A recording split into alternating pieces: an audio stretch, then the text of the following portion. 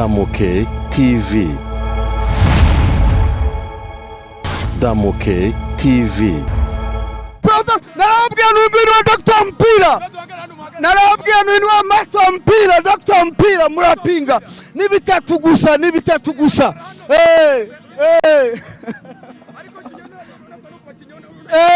Uyu bamwita Pasi. Ariko bana nonye nyiko hivyo. Mmoja mita bamwita Kayitare, afande Kayitare. Ni ushinzwe security muri APR. Uyu bamwita Omedi umusaja. Vipi bana? Bamwita umwami w'amahoro wavuguruye. Bamwita Barafinda. Togwimeme rushamwana uwo. Tupac Amaru Shakur. Kit manager ibihe byose. No, félicitations. Coach, félicitations. Uzikuru bamwita. Coach. Itatu tu. Dauda Sab. Come on, mama, do see. We wanamwita mwamba muda wote. How was the game, bro? Alhamdulillah, it's good, yeah. Alhamdulillah. Now you want to team in the final. Let's follow APR or policy. We are waiting for each and every. We are ready for any game.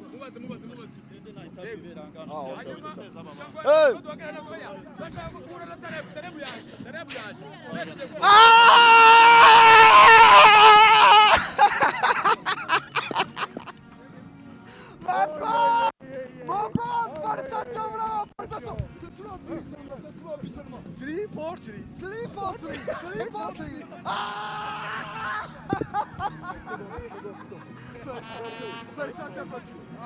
you. Oh, what?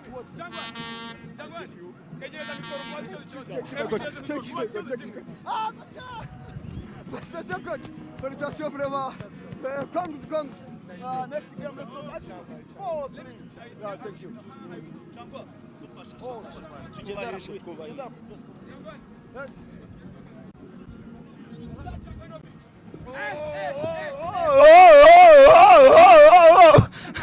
Narababwiye huyu ndio Master Mpira huyu, Dr. Mpira huyu. Ferwafa nayigira inama bareka nzakine nyuma zizahunga cyo bizaba kwishanya gusa nindi zaza ako nshaka ko Dr. Mpira Talab. Dr. Mpira Talab. Nikao. Ngira ngo Karikeza. Ngira ngo wabonye icyo bita kiwango cha mpira ketu. Narababwiye Talab ni Master Mpira. Abantu barangije ndamuvugira ariko ngewe ntabwo muzi nago tuziranye. Ukiwa una match ya mpira ntabwo ushobora gutazama ibintu akina. Narababwiye yagize ibyago bikomeye cyane. Fasari yatangiye abakinyi bataraza ariko ngira ngo uri murabona icyo bita kiwango. Twateye amashoti arenga 16. 18 byibura shot on target ku bitego bitatu. Possession de balle kuri 78 ndibaza hisiye Piarwan. Ekipi itsinze igitego nabangura cy'amateka. Pase miliyoni arya ngo bangura. Twakoze pase miliyoni 1 na laki 8 igitego cyo kwinjira. Ngira ngo twakoze ibyo bita Mark 2. Ntabwo ushobora kwibona ifugiye. Ngira ngo nashimira Kiraba wabonye intelligence yo ku rwego rw'ejo ngira ngo yaragiye gusotaragariramo turafinishinga. Ntabwo ntagisha cyeretse abantu batateninga imyitozo ariko abantu batateninga imyitozo ntagisha ngira ngo umwitozo wa nyuma wo kuwa kane twakoraga imyitozo batsindaga igitego abakinyi 11 bari mu izamu rya adversaire mu rubuga rw'amahina. Merci beaucoup. Nibyo ngira ngo n'umugudu ukoze rero so ntagisha rero hanyuma Jangwani ekipi yikubise ibitego byinshi cyane irusha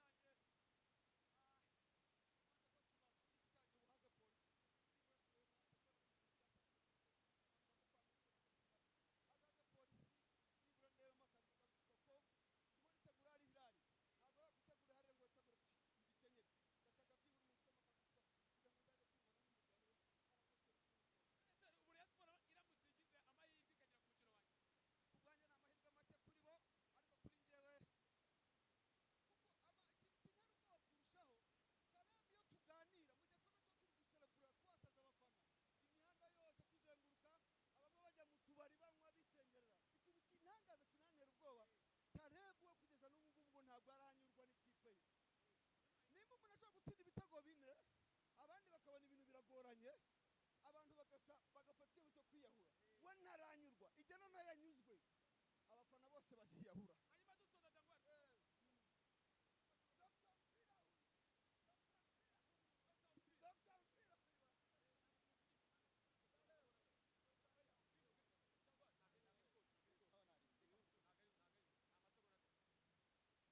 Jangwani hanyuma Jangwani hari match kuwa gatanu y'akataraboneka, match ya Al Hilal na Mamelodi.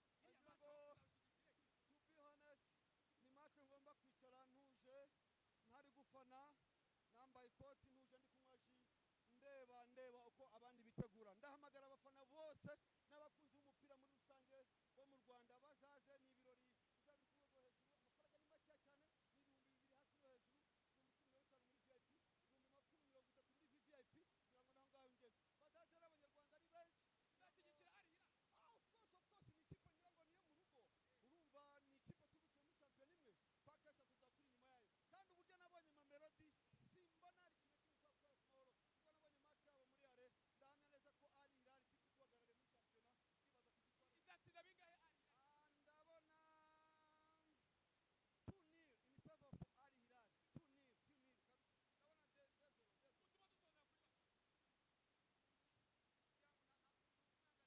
njyewe bamwe barabisora ko nanjye mbisora. Sico bivuze kuba mvuga nzi ko ari ugushaka gusubiza. Sico bivuze, sico binyongera mu gutegura, sico binsaba kongera imbaraga, ariko iyo muri kuvuga njyenyine habamo no kwirara. So ku giti cyanjye nakwifuza ko 2000 ikipe yagaruka ku murongo tukaza tukajyana, ariko navuga ncishije bugufi njyana Master P ndimo nakora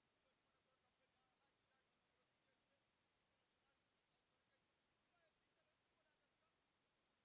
Bibaye byiza rero football yagaruka, navuga ko ku giti